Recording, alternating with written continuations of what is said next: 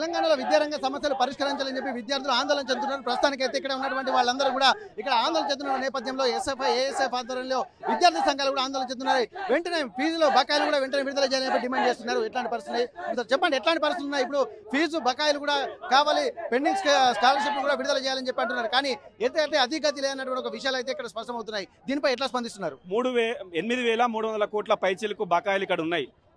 గత రాష్ట్ర ప్రభుత్వం కూడా దాదాపు 10 సంవత్సరాల అధికారం ఉన్నది. 10 సంవత్సరాల అధికారం ఉన్నప్పుడు విద్యార్థుల ముఖం ఒక్కరోజు కూడా చూడలేదు. మరి ఆ ప్రభుత్వం ఇయ్యలేదు కాబట్టి తెలంగాణ రాష్ట్ర వ్యాప్తంగా విద్యార్థులు, మేధావులు, ఇంటలెక్చువల్స్ అందరూ ఈ ప్రభుత్వాన్ని తెచ్చుకోవడం జరిగింది. మరి ప్రభుత్వం వచ్చి 20 నెలలు గడుస్తున్నది. 20 నెలలు గడుస్తున్నప్పుడు కూడా ఇగిస్తాం అని చెప్పేసి ఇప్పటి వరకు కూడా పెండింగ్లో 8,300 కోట్ల పైచీలకు రియంబర్స్మెంట్ స్కాలర్షిప్ ఉన్నాయి. తెలంగాణ రాష్ట్ర వ్యాప్తంగా 14 లక్షల మంది ఈ రియంబర్స్మెంట్ స్కాలర్షిప్ మీద డిపెండ్ అయి చదువుతున్నారు. మరి 14 లక్షల మంది పరిస్థితి ఏంటి?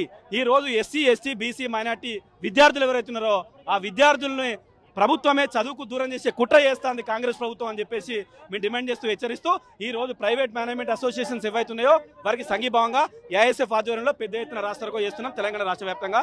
ధన్యవాదాలు. మొత్తం పెండింగ్ లో ఉన్నటువంటి 8,300 కోట్ల రూపాయల బకాయిలను కూడా వెంటనే విడుదల చేయాలంటున్నారు.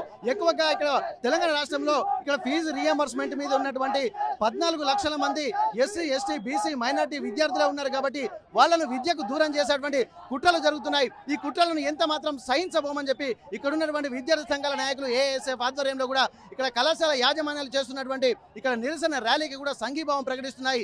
ఎట్టి పరిస్థితుల్లో ఇక్కడ విద్యార్థులకు సంబంధించినటువంటి న్యాయం జరిగేంత వరకు తాము ఉద్యమించేటువంటి పరిస్థితులు కంటిన్యూగా కొనసాగుతున్నటువంటి ఆలోచనలు అలాగే ఆవేదన కూడా విద్యార్థి సంఘాల నేతలు చెప్తున్నటువంటి పరిస్థితి. అసలైన తొలి వెలుగు. ఫాలో వాట్సాప్ @తొలి వెలుగు official.